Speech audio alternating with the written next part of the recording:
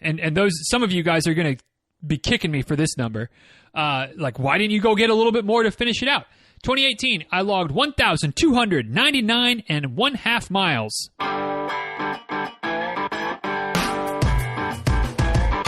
Episode 961 of Diz Runs Radio is a quick tip episode.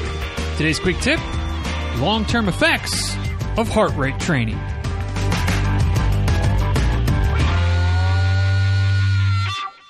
So today, talking about myself a little bit today. Everybody's favorite topic is to talk about themselves, right? Not necessarily everybody's favorite topic is to listen to somebody else talk about themselves. But a few weeks ago, somebody who had found the show recently, her name is Janet, reached out and said, "Hey, do you have any episodes of your podcast about kind of your long-term experience with heart rate training?" And I talk about heart rate training a lot. You are probably aware. But it's been a while since I've really done any sort of deep dive, any sort of really my progress focused episode. It's been like 2.5 years. I did one episode a while back that was like 3 months of heart rate training, and I did one after a year. But since then, I haven't really dug into it. So if you could care less about heart rate training, you're like, dude, Diz, enough. You talk about heart rate training all the bloody time. I don't care. I mean, not saying that you just go ahead and skip the rest of this episode, but, that's what we're talking about. If you're somebody who really wants to learn more or likes to hear about, or at least is interested in hearing about it, this episode's for you. Hopefully, Janet, you're listening because you inspired this one for sure.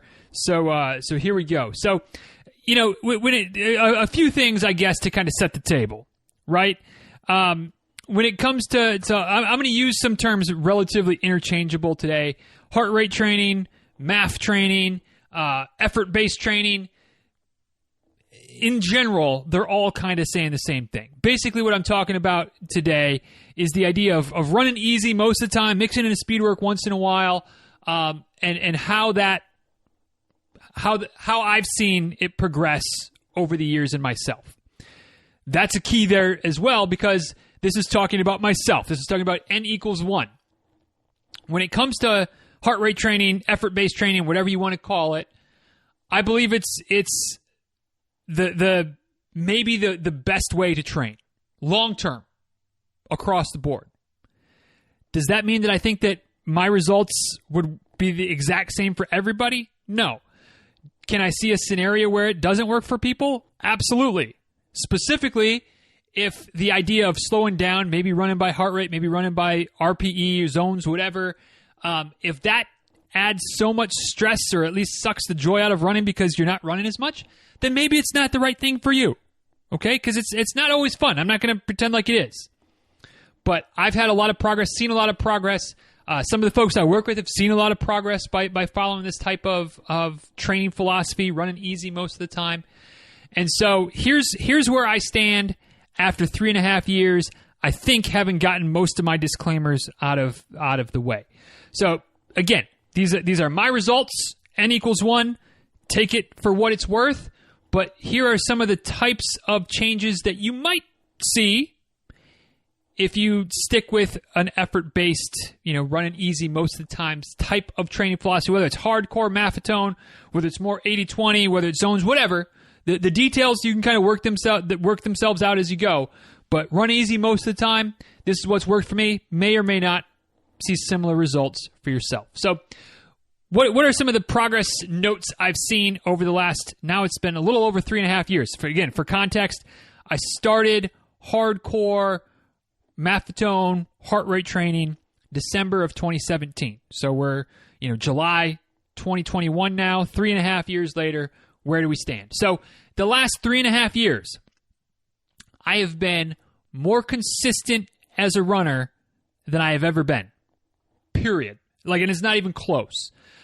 Which by being consistent, what I mean is I've been basically injury-free. Got to knock on wood or something like that right now. I don't want to jinx myself, but I really haven't had anything other than a couple of little minor niggles here and there that more or less I was able to just run through. A little bit of tightness here, a little bit of plantar fasciitis, a little bit of maybe tendonitis or something like that, but nothing that sidelined me. No injury issues. And I also really haven't had any of the issues with burnout that I have definitely had in the past. And I've talked about those several times where, like there's been times where it's just like running stops being fun, not looking forward to it, really becomes a chore. And I've had to take some time off. Nothing dramatic for me, thankfully. Always kind of caught it early enough where I've only had to take a couple weeks off, 3 weeks off, something like that to really get excited about running again. But in the last 3.5 years, I've been running more, which we'll get to that in a second, running more than ever before, healthy, and not had any real mental burnout, fatigue type of issues. If you look back, really the only times off, other than maybe a day off, a random day off here or there, but the only like chunks of time that I've taken off were just post-race or leading up to a race, but typically post-race, kind of pain-free +3 types of situations. So a few days, a week, 10 days, whatever, to just kind of work out the kinks after a good hard race and then back at it. So that's been, for me, one of the biggest pieces is that by slowing down, by running easy most of the time, I haven't stressed my body as much, which is, I think, at least, my belief, a big part of why I've been injury-free. I just haven't been beating myself up as much by running harder more often than I should. And similarly, that's helped me mentally to avoid that kind of mental fatigue, mental fog, burnout type of situation, because none of my runs or very few of my runs are that stressful. Every once in a while I'll do a workout, do a race, something like that where I just blow it out. But once in a while, hey, no big deal. In fact, what I found is that actually helps me, like to just kind of blow it out, hammer it, feel a little sore the next day, and be like, oh yeah, all right, we did something yesterday, and then back at it. So if your consistency is something that you're struggling with, maybe, not saying no guarantees, but maybe doing some form of effort-based training, at least focusing on that for a while, might help you. Because you maybe don't get as many highs, but you also don't get as many lows. You just kind of keep riding the wave, being consistent. And as far as I'm concerned, when it comes to running and goals for runners, consistency is one of the most important things, just being consistent with your training. So that's been something I've noticed over the last 3.5 years. I've been more consistent than I ever have, which leads right into the second thing, that second effect, long-term effect of heart rate training has had for me is just running more miles, being consistent, not missing any time due to injuries or things like that. My mileage has just gone up each year. So again, not saying that these numbers are right, wrong, whatever, that you should do it this way. You can expect the same. But my numbers for 2018, so I'm not going to look at 2017 because I did 1 month of heart rate training in 2017. But 2018, I logged, and those, some of you guys are going to be kicking me for this number. Like, why didn't you go get a little bit more to finish it out? 2018, I logged 1,299.5 miles in the year 2018. I probably could have squeezed an extra half mile in there somewhere to get to an even 1,300, whatever. I'm cool with 1,299.5. 2019, bumped it up almost 300 miles, got to 1,572, 1,572.5 miles. So a nice chunk there. Some might argue too big of a jump from one year to the next. We'll get to that in a second. But I upped my miles by close to 300 miles from 2018 to 2019. 2020 stepped it up even more. And really, you could get some pushback on this one. Last year, 2020, ended up with 2,188 3/4. So almost 2,189 miles for the year 2020. This year, so far, 6.5 months into the year, I'm on pace for a little more than 2,600 miles. I don't know if I'll get there. I kind of wouldn't mind limiting myself a little bit towards the end of the year. We'll see how some of the virtual races, the race around the world, if we get that taken care of, I might take a little bit of a less run focus for a couple weeks to get some bike time, some yoga time, things like that. But for right now, 6 months into the year, over 1,300 miles, feeling good, feeling strong. And again, I put that a big part of the reason that I've been able to run more miles than ever before, feeling strong, feeling healthy, is that my miles aren't stressful for the most part. I'm running them physiologically easy based on what my heart rate is telling me. And, could I run them faster? Sure. Would I run as many miles if I was running them faster? Can't know for sure, but I would say probably not, because they'd be more stressful miles, more likely to have some breakdowns, some physical breakdowns, some burnout issues, things I've dealt with in the past. So, the devil's what is it? I want to say the devil's argument, and that's not the right, whatever I'm trying to say. Y'all know the flip side of this situation. You could say that I've increased my mileage just in large part simply because I've been consistent, because I've gone, a little bit more, kind of built up gradually over time. And you wouldn't necessarily be wrong. I mean, you could make that argument, and I couldn't tell you that it was wrong. You could also say, as I kind of hinted at this before, that I've increased my mileage way too much in a short period of time. I think there's the rule we've talked before about the 10% rule as far as increasing your mileage week to week, month to month by nothing more than 10%. And again, I'm on record as saying I don't believe that hard and fast to be true, but it's not a bad guideline. It's something to keep in mind. You don't want to go too much over that, probably. You could, but the more you go over that, the more likely you are to increase your risk of injury. I've heard it say that should be the same type of rule of thumb year to year. If that's the case, 2018, I ran almost 1,300 miles. This means that 2019, I shouldn't have gone above 1,300 plus 130, so 1,430. So I went, 130 miles more, 140 miles more than I quote unquote should have in 2019. And I certainly shouldn't have been able to jump up from 1,500 to 2,100, a 600 mile jump from 2019 to 2020. And oh, by the way, potentially doing another 600 mile jump this year. Again, I don't necessarily believe in that 10% rule, but I do believe that if I wasn't focused, comfortable, intentional about keeping my miles mostly easy, not pushing myself too much other than a workout or two per month, maybe a race here and there, I struggle to think that I'd be healthy enough, fit enough, able to do this. So if you're looking to add more miles to the mix, I think a big key to that is making sure that you're running easy. Again, I'm not saying that you can jump up 500 miles, 600 miles per year. Not saying you should, not saying you can.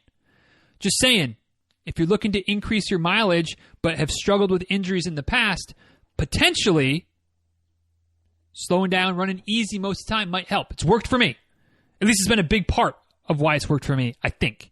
So something to think about, something that I've experienced. Again, N equals 1, all the disclaimers, but something that I've certainly noticed over the last 3.5 years, is that running easy has helped me run more, which not for nothing has helped my easy to get faster. We'll get to that in a minute as well. Also, over the last 3.5 years, I've had a slew of marathon PRs. I guess it hasn't been that many because I haven't run that many marathons, quite honestly. Obviously, 2020 didn't have a lot of races going on that year. I ran a couple, but I wasn't racing them. We might talk about that as we go. Haven't really run any races so far this year, 2021, which kind of has me thinking that I could have a big PR if there's a marathon that comes up at some point that I decide to run and actually race it. To be determined, nothing really on the calendar just yet. But if we go back to 2019, I should have looked this one up. I'm sorry, not 2019. Back to 2018. So the first full year of marathon, of Patron training, of heart rate training, right? First year buy-in.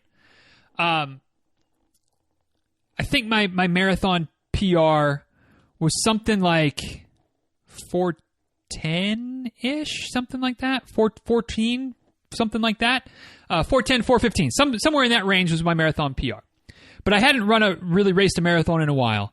And I find myself in Pocatello, Idaho in September of, Labor Day weekend, September of 2018. And I bring this up because this is maybe the biggest bit of pushback that I get from folks when they think about, or at least they're trying to wrap their head around heart rate training, Patron training, again, 80-20, zones, whatever, just based on their effort, is that if I'm not running fast, if I'm not pushing myself to get faster, how am I going to run faster races? The simple answer is that you're going to build your endurance. That's what running easy, heart rate training. Again, this what all of this is about, is building your aerobic efficiency, building your aerobic base so that, yes, you might not be faster per se as your top speed, but we all know that marathons, half marathons, 10Ks, 5Ks even, you're not all out sprinting in those races. It's about getting to a good solid effort and then maintaining it as long as possible. That's the key to running faster. So at the Pocatello Marathon in September of 2018, my first marathon since I started heart rate training, not quite a year into it. I can't remember exactly what I ran. It might have been 4:30, 4:35, something like that. So not a PR. Not a PR, but I was happy with it. I was happy with it. I thought that was solid. I'll take it. And had a couple more marathons coming up in the not too distant future. So in October of the same year, so a month later, I had 2 marathons on back-to-back weekends, which kind of did that on purpose, kind of not really, but whatever. That's another story for another day. I ran the first one conservatively because I didn't want to put the second marathon in jeopardy, right? I didn't want to try to hammer the first race and then really be in a bad place, struggling to even complete the race the following weekend. So I ran the first one comfortably hard, but comfortably being the appropriate word here, and ran it. I guess I did write this down in the blog post. My PR at the time, sorry, I said it was 4:10, 4:15. It was like 4:05. So I ran about 15 minutes slower than my PR at the time. I ran about 4:20 in that first race in October. A 10, 15 minute improvement over the marathon the month before. Hey, we'll take that, right? And the key here is that I felt good. I recovered well in between. I didn't run in between those 2 races in October, but the following weekend felt good, recovered good, decided to push it a little bit, ended up running 4:04, which was another 15-minute improvement over the week before, but more importantly, my first marathon PR in a long time. Only a minute PR, but still PR. We'll take it. Any PR is a good PR. So, PR'd in a marathon after 10 months of heart rate training, and I don't even know if I had done 10 speed workouts in that 10. I probably didn't even come close to doing 10 speed workouts. So can you get faster by running easy? I did. I think it'll probably work for you as well. But it doesn't end there. So that was October 2018. January of 2019, I had another weekend, back-to-back weekends. This time, I decided to up the ante a little bit. Again, somewhat accidentally, but up the ante a little bit and ran a 50K on a Saturday, not the next day, Sunday, but the following Sunday. So 8 days later, ran a road marathon.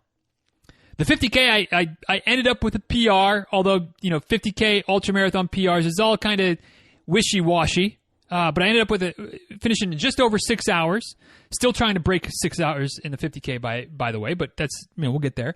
But just over 6 hours, which was only my second 50K, but it was like an hour faster than my previous one. So hey, good solid PR, right? Like we'll take that. Didn't push too hard, but I ran it comfortably hard. And then 8 days later, hit the road in at Big Beach Marathon in Alabama. And ended up with a 6-minute PR in the marathon and sub 4 for the first time, 3:58 and change. At this point, in just over a year into heart rate training, I'm like, daggum. Now, I wish I could say that every race since then has been another PR, continuing to move the scales in the right direction. Haven't had any PRs in a couple of years, so my last marathon PR was January of 2019, but I don't blame that on heart rate training. Because since then, again, 2020 was a year, but since then I really only raced 1 marathon. And I was going for it. And see, that's the thing. Sometimes if you're going to go for a race, it goes great until it doesn't. I went for it at the Cannonball Marathon in North Carolina in October of 2019. And was going good for 20 miles, and then the last 6 miles, the wheels came off big time. Ended up, I think, at 4:45, something like that. I was hoping for like a 3:50, but the hills got to me, the heat got to me. I might have tried to bite off more than I could chew.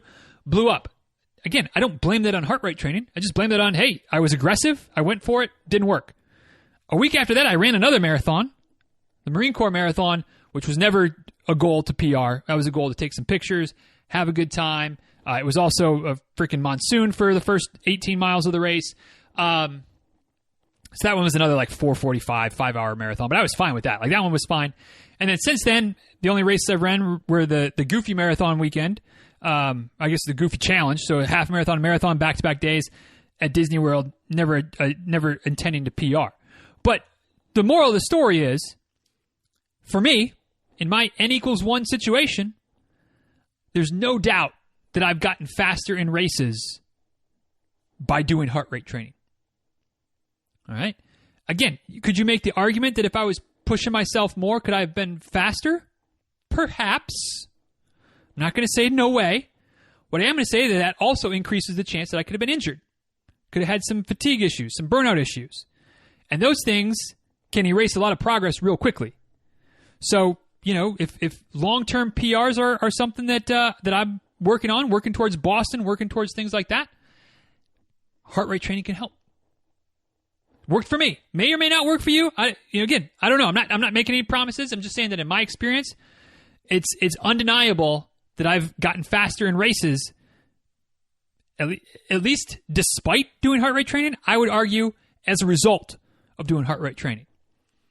And now that now that it's 2021, 2 years since a good hard race, or almost 2 years, closing on 2 years. It'd be 2 years in October since a good hard race. I'm kind of excited to see what might happen if I do find a fall or winter or spring marathon that I decide to go after and push it and see what happens. Like, wouldn't be shocked if there's another pretty big PR in my future at some point down the road. Last but not least, my experience with heart rate training. The progress of my math tests. Now, if you're not familiar with math tests, I did an episode on this a while back. I should have gotten a show number for you. If you're curious, let me know. I'll find it for you. I also have it linked up in the show notes today, dizruns.com/961. But math tests are kind of like a sub-maximal test that you can use to gauge your progress. So the idea is that you get a small heart rate. I'll just give you the Cliff's Notes version here for those that aren't familiar. You get a small window of heart rate. So for me, it's 138 to 141. How I figured that out, I explained it other places. I'm happy to answer your questions. But what I do then is I set out to run the same route approximately every month, keeping my heart rate in that 138 to 141 range. So I got 4 beats to play with. Then I look at my average pace per mile, or I can look at each mile split, however I want to look at it, and see, was I able to increase my pace without my heart rate going out, by keeping my heart rate basically in that same small window? And if so, then what I'm doing is working. So I didn't go back and list all of the math tests that I have done over the last 3.5 years, but I went back and looked at my first math test, which was in December of 2017. And my average per mile in that math test was 10 minutes and 22 seconds. Not terrible. Honestly, not as slow as I remembered it being. So pleasantly surprised there. But my most recent math test, I'll do another one probably I will for sure do another one before the end of this month. But as I'm recording this, my most recent one was in June, about a month ago. 8:12 average pace. 2 minutes per mile faster. Now, I do have to say that this isn't quite a perfect apples to apples comparison, because when I first started my math test, I had a 4-mile route that I would run. Now it's only a 3-mile route. And by far, no matter where you are on the spectrum, no matter how long you've been doing heart rate training, math tone training, whatever, your pace slows as you go, as fatigue builds up when you're trying to keep your heart rate in that window. So there's no doubt that if I did a 4-mile route right now, my 4th mile would be my slowest one, which is going to bring my average down a little bit. That said, I will be fully confident. If you want me to test it, I'll go out and run the old math test route. There's no way that my overall average pace for those 4 miles is going to drop by more than a handful of seconds. So I'm still going to be right about 2 minutes per mile faster after 3.5 years. And oh, by the way, my test in December was in December. Think about what the weather means for Florida in December. versus test in June, weather conditions, Florida, June. Again, another reason it's not an apples-to-apples comparison, but this time, instead of it maybe working against me, it works in favor of maybe even there being more progress if this was a straight-up apples-to-apples comparison as far as weather conditions. So take it how you will. See that through whichever lens you want to see it in, but I don't think that there's a lens you can look at and be like, well, damn it, that didn't work for him. 2 minutes per mile, pretty good chance that it's worked for me. Again, for me, though, that's the thing. I'm not trying to say this to like I'm so great or whatever. I'm just saying that in my experience, this heart rate training thing, man, it's awesome. So will it work for you? I mean, that's the $1 million question. And like I said in the beginning, I have no doubts that some form of effort-based training is the science is rock solid, that it works. Where it doesn't work is if it doesn't work with you and kind of your personality. Meaning, you have to be patient. You've got to be in it for the long haul. You've got to recognize that progress is measured in months and probably closer to years than it is in days and weeks. Okay? If you can't, if you're the type of person that is going to struggle to see progress or to not see progress in 6, 8, 12 weeks, then you're going to be like, as much as I want to say that heart rate training is going to help you, and I do believe it will long term, but if you're not going to stick with it long enough, then it's probably not the right thing for you because it's probably going to make you not like running as much. So there's other ways you can train, other things you can do to hopefully still see some progress, hopefully still mitigate your risk of injuries and burnout. And maybe heart rate training just isn't for you. That's fine. And that's fine. All right. But for those that are, have heard me talk about it, a little bit curious on how it's worked for me, it's worked awesome for me. If you want to give it a shot, I would encourage you to do so. If you have questions about how to do so, reach out. I'm happy to answer them. And also stay tuned because in a couple weeks, not next week, because I know not everybody's into heart rate training talk all the time, so I try not to put too many of these episodes right together.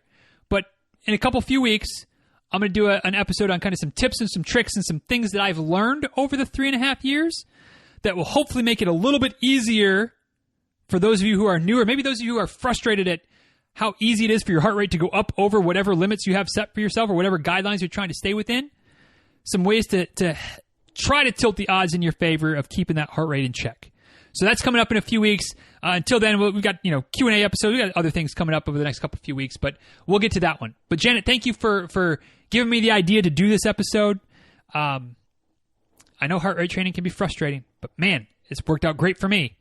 And like I said, I think I'm confident that it can work for just about anybody if you stick with it. So more on that to come. But let's wrap this one up for today since we're already, goodness gracious, over 30 minutes. Didn't see that happening today, but, I start talking about myself and, that's just what happens. So questions, comments, concerns, tell me I'm right, tell me I'm wrong, whatever. Just tell me something at Diz Runs on Twitter, at Diz Runs on Instagram. You can send an email to dizruns@gmail.com. And, of course, you can head over to the show notes for today, dizruns.com/961.